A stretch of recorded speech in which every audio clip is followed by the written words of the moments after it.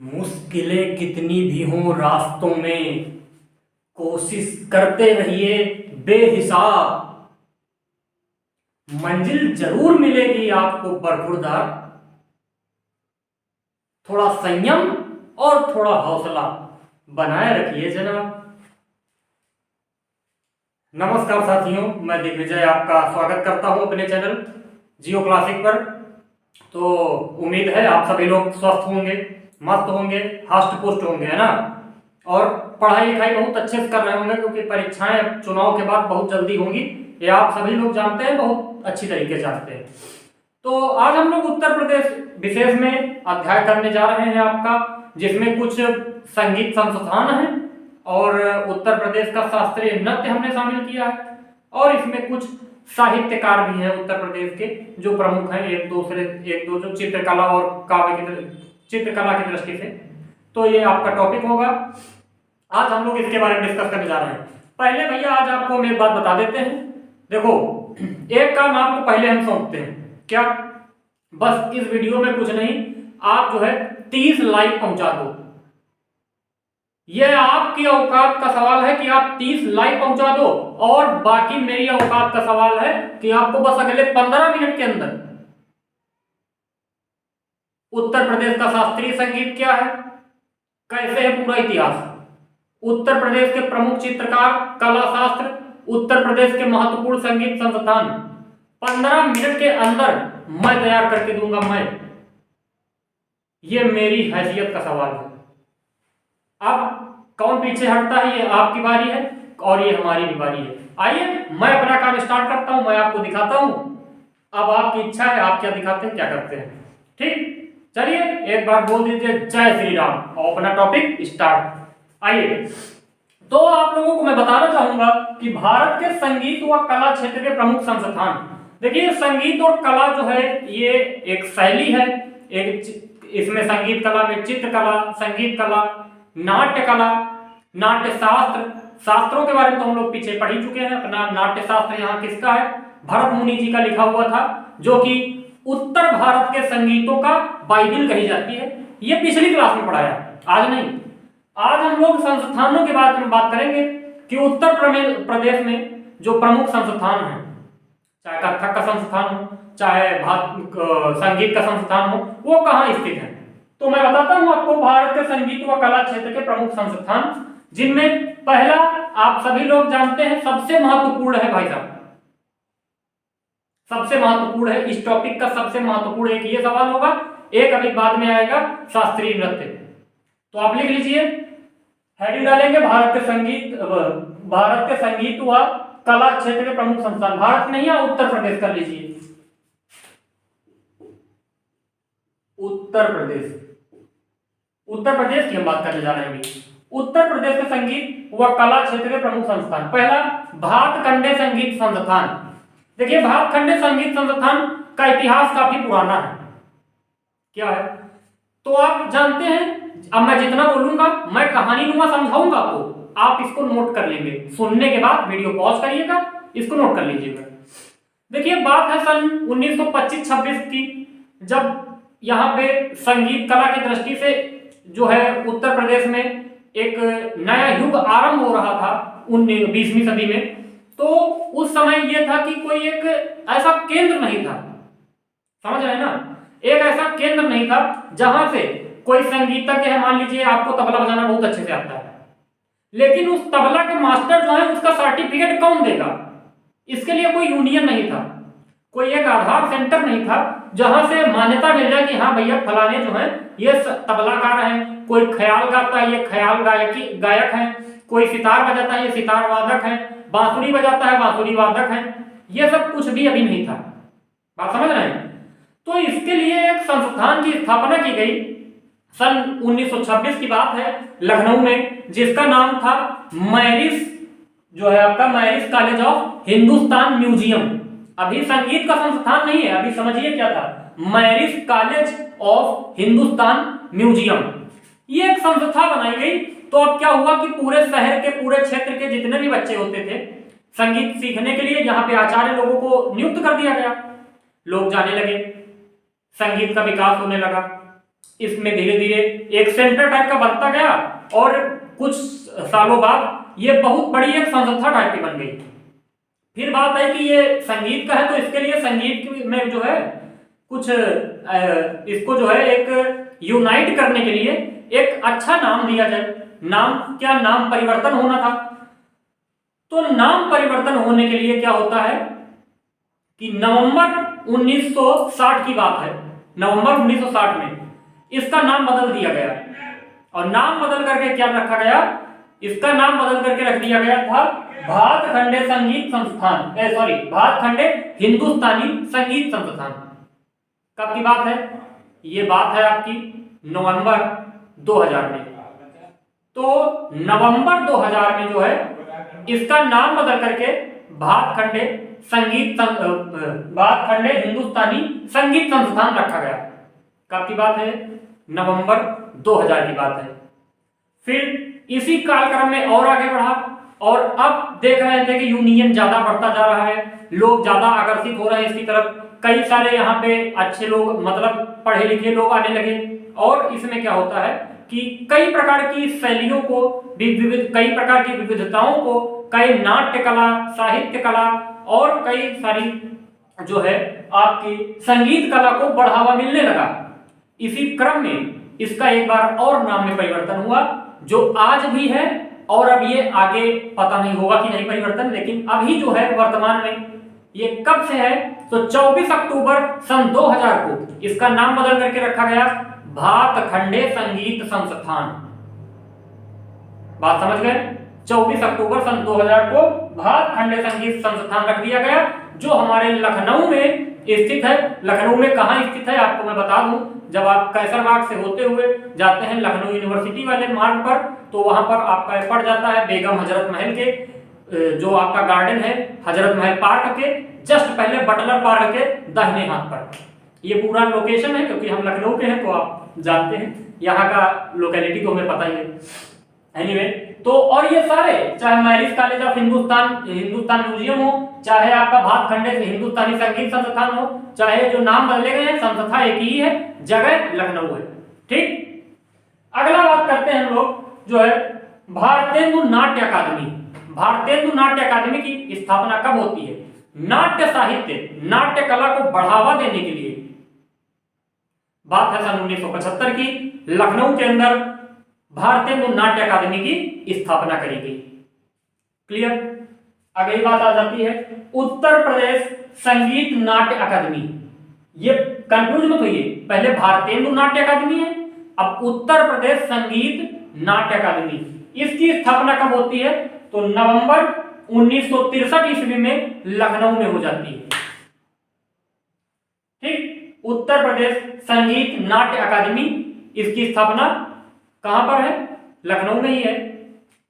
इसमें क्या है, नाट्य कला, संगीत कला, लोक नृत्य को बढ़ावा देने के लिए उत्तर प्रदेश संगीत नाट्य अकादमी की स्थापना 1963 ईस्वी में लखनऊ में कर दी गई। इतनी बात क्लियर है? काहे मुरझाए हुए बैठे हो? कायदे से देख रहे हो ना, समझ में आ रहा है ना, कोई दिक्कत तो नहीं? तो ठोक दबा के लाइए, एक बार बोल दो जय श्री राम। एकदम सुस्त बैठे, अरे थोड़ा फुर्ती चुस्ती से बैठो, ध्यान से देखो, इसको नोट्स बनाओ, पॉज करके वीडियो लिखते रहो। ठीक, हाँ देखे रहो ना, ट्रेलर देते रहेंगे। हाँ चलो कंटिन्यू। ठीक, आगे देखो राष्ट्रीय कथक संस्थान।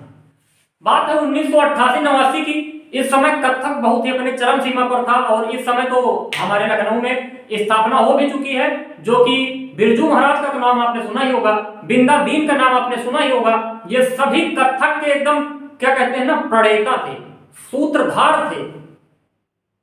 कथक के बारे में भी हम आपको बताते हैं, परेशान मत होइए अच्छे से।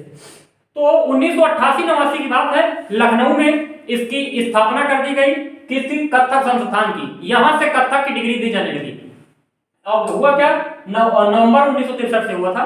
लेकिन अगर इसकी उत्पत्ति की बात करेंगे तो वो भी अभी हम बात करने वाले हैं, क्योंकि हमारा शास्त्रीय नृत्य है कथक। ठीक, ब्रजभूमि है मथुरा वृंदावन। तो ये आपको संस्थान थे मैंने बताया। अब कुछ संस्थान और हैं, उनके बारे में जान लीजिए।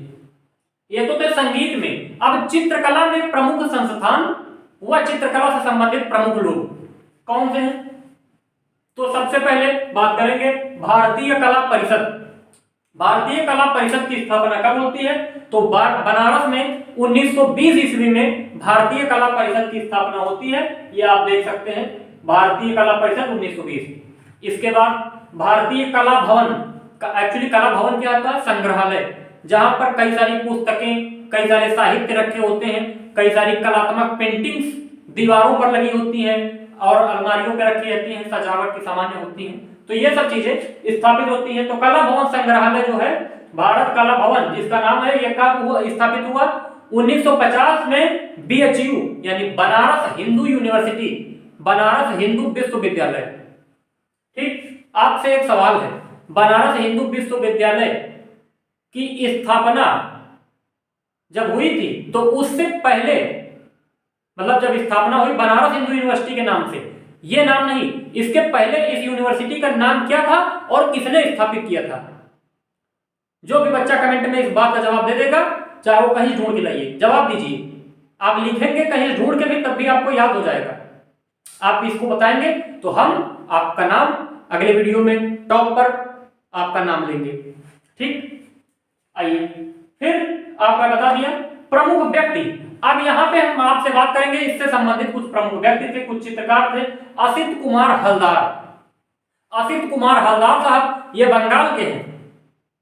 1925 ईस्वी में ये लखनऊ आते हैं घूमते हुए, जिस समय हमारे 26 में भातखंडे की संस्थान की जो है स्थापना होती है। आप सभी लोगों को पता है 15 जुलाई 1926 ईस्वी को।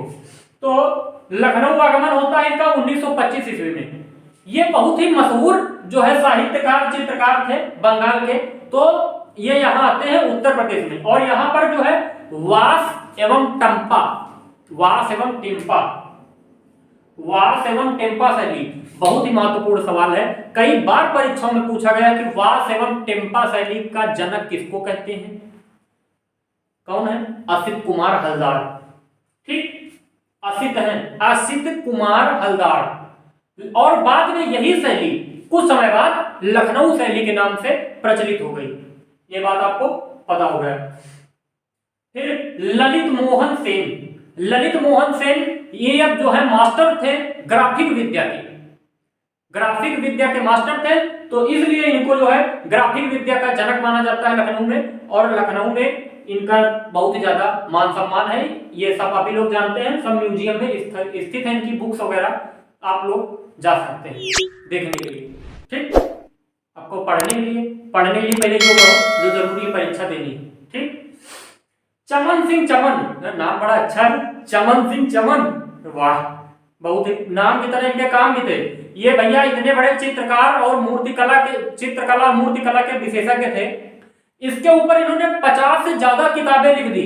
और भाई जो किताब इतनी ज्यादा लिख देगा वो लेखक कितना बड़ा है, तो उसको क्या है, बहुत ज्यादा ख्याति वास्तव में प्राप्त हो जाती है। और ये अपनी इस लेखनी के ऊपर बहुत ही प्रसिद्ध हुए हैं। तो इस वजह से इनका नाम महत्वपूर्ण है कि 50 से ज्यादा किताबें लिखी हैं। अब बात कर लेते हैं हम लोग आपसे, उत्तर प्रदेश का शास्त्रीय नृत्य कौन सा है? मैं आपको एक कहानी की तरह समझाने जा रहा हूं, आप ऐसे ही लिख लीजिएगा, पहले सुन लीजिए फिर लिख लीजिएगा, ना समझ में दोबारा लिख लीजिएगा। एक बार सुनिए, दोबारा फिर चालू करके लिखिए। उत्तर प्रदेश का शास्त्रीय नृत्य की बात आती है तो उत्तर प्रदेश का शास्त्रीय नृत्य है हमारा कथक। बात आती है सर इसकी जन्मस्थली कहां पर है? भाई हर चीज का एक पैदावार होती है, गेहूं पैदावार तुम्हारे खेत में होती है, हमारे खेत में होती है। तो कथक की पैदावार कहां थी? तो कथक का जन्म स्थान सर्वप्रथम ब्रजभूमि मथुरा वृंदावन में हुआ। बाद में इसका ट्रांसफर होता है, इसका एक संस्थान के रूप में कहां पर केंद्रीकरण होता है? तो संस्थान के रूप में इसका केंद्रीकरण लखनऊ में होता है। उत्तर प्रदेश की राजधानी गोमती नदी के किनारे बसी हुई लखनऊ हमारा शहर, हमारा जिला, हमारा सब कुछ। लखनऊ हमारी जान। ठीक, हर व्यक्ति का अपना अपना होता है, तो हमारे लखनऊ है, हमारे लिए लखनऊ बहुत ही कीमती है, बेस कीमती है, कीमती ही नहीं। इसके बाद ये जब लखनऊ में स्थापित होता है, फिर जो इसमें भाव, जो अभिनय, जो अभिरंग, जो इसकी वास्तविकता की शक्ति इसको दी गई, जो इसको प्रसिद्ध किया गया, इस जो जिस चीज का कथक हकदार था उसका हक जो दिया गया, इसकी जो प्रसिद्धि है कथक की, ये सब कुछ लखनऊ से मिली। उत्पत्ति बेशक ब्रजमंडल में हुई है, लेकिन इसको जो विख्याति प्रसिद्धि जो मिली है, इसको जो सौंदर्य यहां प्रदान किया गया है, वो लखनऊ से प्रदान किया गया है। इसके पीछे आप सभी लोग जानते हैं बिंदा दीन, इसके पीछे जानते हैं बिरजू महाराज, जो भी हाल ही में जिनका निधन हो गया है, कि घुंघरू टूट गए, महान कथककार थे। हम लोग जब पढ़ेंगे घराना, लखनऊ घराना, बनारस घराना, किराना घराना, तो लखनऊ घराने में बिंदा दीन और बिरजू महाराज, इन सब को लेकर के हम लोग हरिप्रसाद चौरसिया वगैरह वगैरह जितने भी हैं, सभी घरानों के तहत हम बात करेंगे, वो अगला वीडियो होगा। फिलहाल यहां पर तो लखनऊ में इतना विकास हुआ, इसका श्रेय किसको जाता है? तो आप सभी लोग जानते हैं लखनऊ के नवाब वाजिद अली शाह, जो कि एक खुद साहित्य प्रेमी, कला प्रेमी, नाट्य प्रेमी, कथक प्रेमी, संगीत प्रेमी थे। वाजिद अली शाह लखनऊ के नवाब, तत्कालीन लखनऊ के नवाब वाजिद अली शाह जी को इसका श्रेय जाता है। इसीलिए वाजिद अली शाह का टाइम पीरियड जो है, रूलिंग पीरियड, वो उत्तर प्रदेश में कला की दृष्टि से स्वर्ण काल कहा जाता है। मोस्ट इंपॉर्टेंट सवाल है, इसको आप नोट कर लीजिए। समझ गए बात? ठीक है। फिर इसके बाद बात आती है यूपी में जो कथक है, कथक कितनी प्रसिद्धि है? कथक की 4 संस्थान ऐसे हैं जो यूपी में कथक की डिग्री प्रदान करते हैं, जिनमें आप पहले नंबर पर आप लिख लीजिए बनारस हिंदू विश्वविद्यालय। स्थान कहां है? बनारस में ही है, पहला संस्थान। दूसरा लिख लीजिए राष्ट्रीय कथक संस्थान, लखनऊ में स्थित है। अभी आपको पीछे बताया गया था राष्ट्रीय कथक संस्थान, स्थापना 1988-89 में। एक बात और आप जान सकते हैं कि 2010 में जो है इसको लखनऊ विश्वविद्यालय से अटैच कर दिया गया था, राष्ट्रीय कथक संस्थान को। ठीक, मई 2010 में जो है यहाँ पे लखनऊ विश्वविद्यालय से अटैच कर दिया गया था। अब एक साथ ज्वाइन हो चुका है लखनऊ यूनिवर्सिटी से, LU से। ठीक है। फिर इसके बाद आगरा विश्वविद्यालय, आगरा विश्वविद्यालय में जो है क्या होता है, वहां भी कथक की डिग्री दी जाती है, जैसे लखनऊ विश्वविद्यालय में दी जा रही है 2010 से। बात समझ गए? क्योंकि अटैच हो चुका है अब इसी से, राष्ट्रीय कथक संस्थान। तो आगरा विश्वविद्यालय में भी कथक की डिग्री दी जाती है। और चौथा भातखंडे संगीत संस्थान, जो कि उत्तर प्रदेश का ही नहीं भारत का भी पहला संगीत संस्थान है, शास्त्रीय संगीत संस्थान है। आप जानते हैं, अगर हम बात करते हैं भारत के बड़े स्तर पर, तो खैरागढ़ का इंदिरा गांधी संगीत संस्थान है। आप सभी लोगों को पता होगा, नहीं पता तो जान लीजिए। ये एशिया का भी बहुत बड़ा है, जहां पर बहुत सारी विद्या दी जाती है। यहाँ के राजा थे जिनकी बेटी थी इंदिरा, ये राहुल गांधी की दादी के नाम पर नहीं है, इंदिरा गांधी संगीत संस्थान। इंदिरा गांधी संगीत संस्थान जो है ये खैरागढ़ में महाराज थे, जिनकी एक पत्नी थी और इनकी एक पुत्री थी जो कम उम्र में मर गई थी। तो अपनी पुत्री की याद में, चूंकि पुत्री संगीत प्रेमी थी, इस वजह से खैरागढ़ में इंदिरा गांधी संगीत संस्थान की स्थापना 1963 ईस्वी में की जाती है। ये कुछ सन में हो सकता है, आगे पीछे हो थोड़ा सा, बट 62-63 है अप्रोक्सीमेट, इस समय इसकी स्थापना होती है खैरागढ़ में। तो खैर ये तो देश के लेवल की बात थी, हमें नहीं जानना है, हमें उत्तर प्रदेश की जानना है, जो भातखंडे संगीत संस्थान है 15 जुलाई 1926 ईस्वी। ये मैंने आपको पूरा समझा दिया है। आप एक बार स्क्रीनशॉट इसको प्यार से ले लीजिए। आप देख सकते हैं कितनी सफाई से हमने इसको एक्सप्लेन कर दिया है। अब आपके जहन में अगर कोई सवाल बचा है तो आप कमेंट में पूछ लीजिएगा, कोई रोक टोक नहीं है, कोई नोक झोंक नहीं। हमने भैया अपना काम कर दिया जितना मैंने कहा था। अब देखना यह है कि क्या आपने किया है। मैंने खुद को साबित कर दिया, ये मुझे पता है, और ये भी आशा है कि आपको समझ में आ जाएगी अगर आप जरा सी मेहनत कर लेंगे, बस थोड़ा सा देख लेंगे आराम से, पूरा एकदम दिमाग में छप जाएगी, कहानी तरह छप जाएगा। अगर मेरे को इसको पढ़ाना ही होता है, इतना लिखा है, इस तरह से पढ़ाता जैसे सभी पढ़ाते हैं, तो कुछ नहीं, मुश्किल से 4 मिनट लगता, मैं खड़ा होकर ये सब बोल के चला जाता। लेकिन मैं आपको समझाना चाहता हूँ, मैं ये नहीं फील करता हूँ कि मैं कैमरे के पीछे पढ़ाता हूँ, ऑनलाइन नहीं पढ़ा रहा हूँ, है ना, या आपको जो है मतलब ऑफलाइन क्लास में नहीं पढ़ा रहा हूँ। मैं ये फील करता हूँ कि मेरे सामने सब बैठे हैं और मैं सबको एक एक चीज एक्सप्लेन करते हुए चल रहा हूँ। आप ऐसा मेरी सभी वीडियो में देख सकते हैं, अन्यथा मैं ऐसी क्लास को मैं 2 मिनट में 3 मिनट में पढ़ा सकता हूँ पूरी। क्या फायदा है? छोटा वीडियो भले ही ना हो, थोड़ा सा बड़ा बन जाएगा, लेकिन आपको ये गारंटी है कि मैं समझा के जाऊंगा पूरा। आप 20-30 मिनट टिकटॉक में खाली उंगली खिसकाते हुए निकाल देते हो, आप 20 मिनट इसको देख लोगे, आपका जीवन बदल जाएगा। इसी की आपके माँ बाप आपसे उम्मीद लगाए बैठे हैं, और क्या उनकी उम्मीदों को आप तार तार कर दोगे? यही वो सीढ़ी है, यहीं से वो रास्ता गुजरता है आपकी सफलता का। जब आपके सामने लेखपाल का ज्वाइनिंग लेटर आएगा, जब उत्तर प्रदेश पुलिस का ज्वाइनिंग लेटर आएगा, वो यहीं से होकर जाएगा। जो इसको पढ़ेगा वही इतिहास रचेगा, और जो टिकटॉक देखेगा वो फिर क्या होगा? पीकॉक खिलाएगा। क्या करेगा? पट्टेपूत पट्टेपूत पट्टेपूत।